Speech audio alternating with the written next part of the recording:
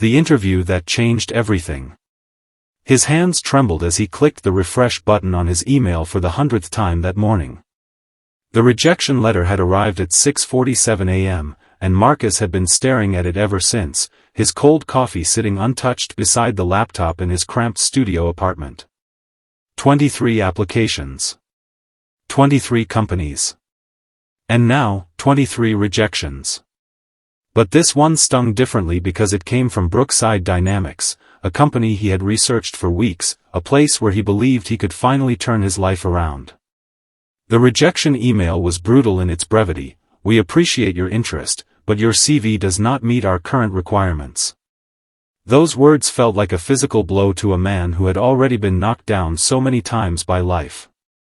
Marcus closed his laptop and looked at the bedroom door across the room, still closed because his 7-year-old son, Danny, was sleeping. In 6 hours, he would need to pick him up from school. In 6 hours, he would need to pretend that everything was okay, that Daddy had a plan, that they weren't slowly running out of money from his savings account that had dwindled to dangerous levels. He had been unemployed for 8 months now, ever since the factory that employed him had shut down without warning. 8 months of struggling, applying to jobs, facing rejection after rejection, all while trying to be the father his son deserved. If you believe in the power of kindness and second chances, I'm asking you right now to like this video, subscribe to Kindness Corner, and share this story with someone who needs hope today. Your support means everything to us. The thing about being a single father was that failure wasn't just personal anymore. It was reflected in his son's eyes every time Marcus couldn't afford the small things other kids had. It was there in the questions Danny asked with innocent curiosity, "Daddy, why can't I go to summer camp like my friend Tommy?"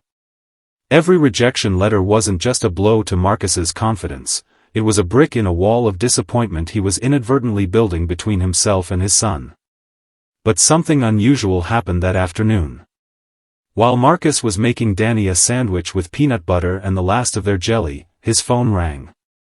The caller ID showed a number he didn't recognize, with the Brookside Dynamics logo appearing on his screen. His heart stopped. He almost didn't answer, afraid it was another form of rejection, perhaps a more personal one. But he did answer, and the voice on the other end belonged to Victoria Chen, the Chief Executive Officer of Brookside Dynamics. Victoria had been reviewing the rejected applications with her team when something caught her eye. She had been about to dismiss Marcus's CV like the others when her youngest daughter called her, interrupting the interview process. The little girl had asked her mother why she worked so hard, and Victoria, who hadn't really thought about it before, found herself questioning her own practices. She realized that her company had become so obsessed with perfect credentials and unblemished resumes that they had forgotten to look for something else, something that couldn't be listed on a CV but that Victoria suddenly understood was invaluable. She looked back at Marcus's application. The gaps in his employment history were explained honestly. "Took time to be primary caregiver for my son after the loss of his mother." No excuses. Just the truth. The next morning, Marcus sat in the gleaming boardroom of Brookside Dynamics, high above the city skyline, feeling completely out of place. The other candidates were there too, 3 of them, all with impressive degrees from prestigious universities, all with spotless employment records. Victoria sat across from him, and as she looked at each candidate, she asked them the same question: "Tell us about the moment you realized you wanted to work for Brookside Dynamics."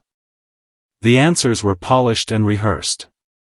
One candidate spoke about the company's innovative technology.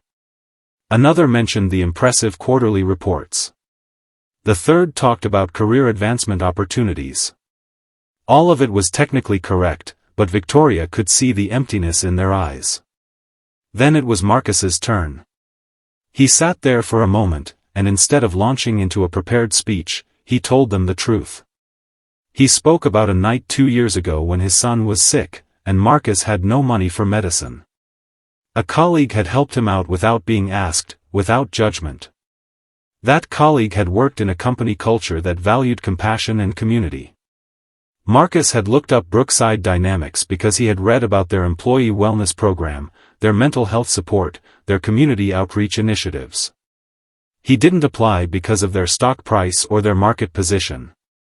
He applied because he wanted his son to grow up knowing that his father worked for a company that. The boardroom was silent. Victoria felt tears forming in her eyes, something that hadn't happened in a business meeting in over a decade. She looked at her fellow executives, and she could see the same thing written on their faces: recognition, humanity, authenticity. 3 days later, Marcus received a call offering him the job. Not just any job, but a position that had been specially created for him, tailored to his skills and his circumstances. The salary was generous, the benefits were comprehensive, and they offered flexible working hours to accommodate his role as a father. When Marcus told Danny that night, his son's face lit up in a way that Marcus hadn't seen in months. That wasn't just a job offer. It was validation. It was a second chance. It was proof that somewhere in this world, there were people who still believed in the power of hope. But the story doesn't end there. Within 2 years, Marcus became one of the company's most valued employees, not because of his credentials, but because of his work ethic, his genuine care for his team, and his perspective on what truly mattered in life. He also became a mentor to other single parents trying to re-enter the workforce, proving that your past doesn't define your future if you have someone willing to believe in you. If this story touched your heart and reminded you that kindness and compassion still exist in our world, please engage with this video. Like it, comment your thoughts, share it with someone who needs to hear this message right now. Your support fuels our mission to share stories of hope and human connection. The most beautiful part of Marcus's journey was watching his son grow up with a father who not only provided for him but who had also taught him that integrity, honesty, and authentic connection are worth more than any impressive CV could ever be. Leave a comment below telling us, what does a second chance mean to you?